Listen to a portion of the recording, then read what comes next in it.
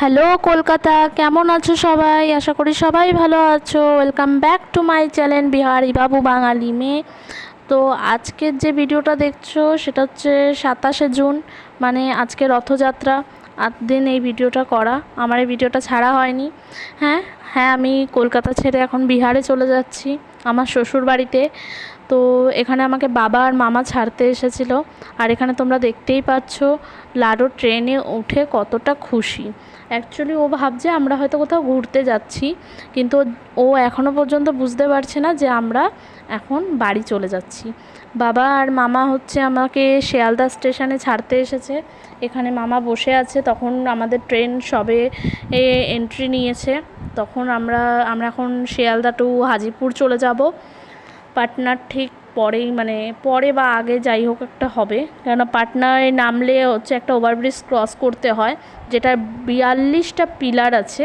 সেই ওভারব্রিজটা ক্রস করলে গঙ্গার ওপর থেকে বানানো, তাহলে হচ্ছে হাজিপুর। তো আমার স্টেশন হচ্ছে হাজিপুর, আমি সেখানেই নামবো। তো এখানে আমরা চলে এসেছি, আমাদের বাবা আর মামা ছেড়ে দিয়ে চলে গেছে।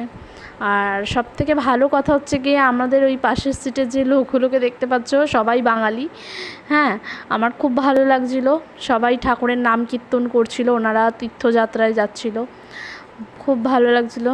এই যে এখান থেকে আমার ট্রেন চলতে শুরু করে দিয়েছে, ট্রেন ছেড়ে দিয়েছে।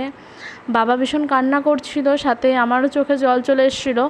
আমার জন্য না, আমার মেয়ের জন্য, লাডোর জন্য কান্না করছিল।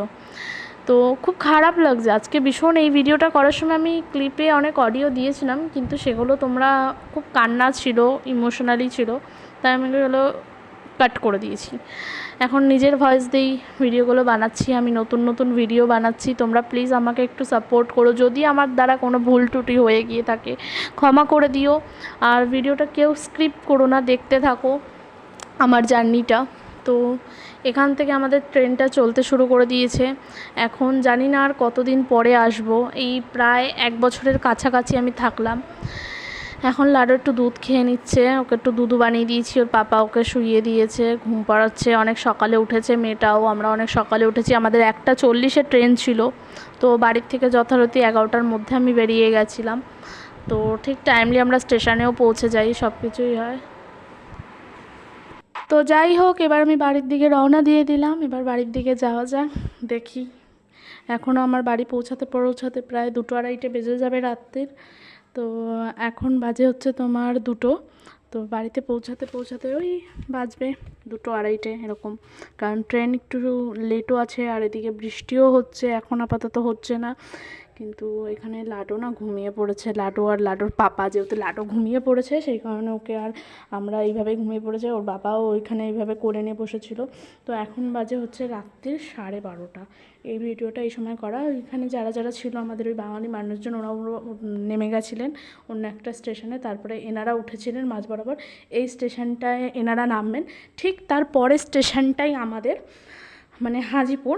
আরও 2-3টে এই স্টেশনটা হচ্ছে, এই স্টেশনটাতে ট্রেনটা দাঁড়াবে, তারপরে আর দাঁড়াবে না। এরপরে হচ্ছে কি, তো আপনাদের অন্য জায়গায় মানে ডাইরেক্ট হাজিপুর গিয়ে দাঁড়াবে, মানে মাঝখানে আরও 3-4টে স্টেশন আছে, কিন্তু সেই স্টেশনগুলোতে আর দাঁড়াবে না। তো এখন আমি কি করছিলাম জানেন তো, লাডু যেহেতু ঘুমোচ্ছিল, ওর বাবা আমি মানে এনারা নেমে যাওয়ার পরে ঠিক আমরা সব ব্যাগিংপত্র আমরাও আমাদেরটা বের করতে শুরু করে দিয়েছিলাম। কেন এখন আমাদের এই আর 2-3টে স্টেশন আছে যেটা দাঁড়াবে না, গাড়ি একদম মেলের মতন চলে যাবে, খুব স্পিডে চলবে।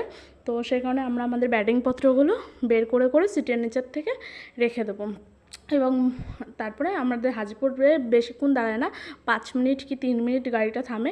তো ওর বাবা গেটের সামনে নিয়ে এনে সব ব্যাগিংপত্রগুলো রাখবে, আর আমরা নেমে যাব। তো আমরা হচ্ছে কি হাজিপুর স্টেশনের থেকে নেমে এখন হচ্ছে মানে টেম্পু যেটাকে বলে, আমাদের বাংলায় অটো বলে, ছোটো যে অটোগুলো তারই একটা বড় সাইজ যেটা থাকে না, ওই ভ্যাট ভ্যাট ভ্যাট ভ্যাট করে চলে ওইটা, ওই টেম্পুতে বসে গেছি, বাড়ির দিকে বেরিয়ে গেছি।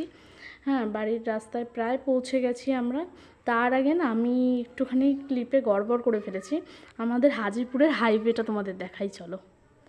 এই দেখো আমাদের হাজিপুরের হাইওয়ে, আমরা স্টেশন থেকে নেমে বেরিয়েছিলাম, রাস্তাঘাট পুরো ফাঁকা এখন, কিন্তু বিশ্বাস করবেন না আপনারা, মানে এই রাস্তা দিয়ে যখন আমরা দিনের বেলা যাই না, তখন পুরো ভরা থাকে, ভরা মানে জ্যাম থাকে, সব সময় জ্যাম লেগে থাকে।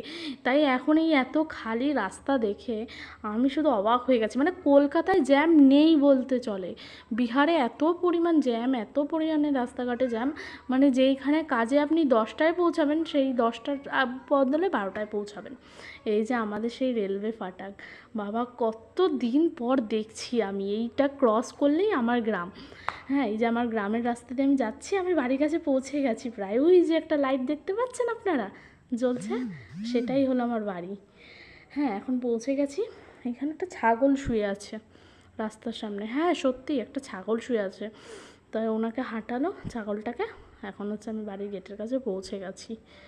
হ্যাঁ, এটা হচ্ছে গিয়ে আমাদের কাকা শ্বশুরের বাড়ি। এই আমাদের এখানটা খুব অন্ধকার করে রেখেছে, কারেন্ট নেই না কি কে জানে। না অ্যাকচুয়ালি কারেন্ট ছিল। আমার লাডু না ভুল বলে। এই যে আমার সিঁড়ি বেয়ে উঠছি আমি যাচ্ছি আমার নিজের ঘরের দিকে। উফ, কতদিন পরে বাড়ি এসেছেন। যা বলো তা বলো, বাপের বাড়ি যতই দামি হোক না কেন, কিন্তু নিজের বাড়ি শ্বশুর বাড়িতে কুঁড়ে ঘরে এসেও শান্তি হয়। তো ওই এসে গেছি, যতই বাপের বাড়িতে সুখ থাকুক না কেন।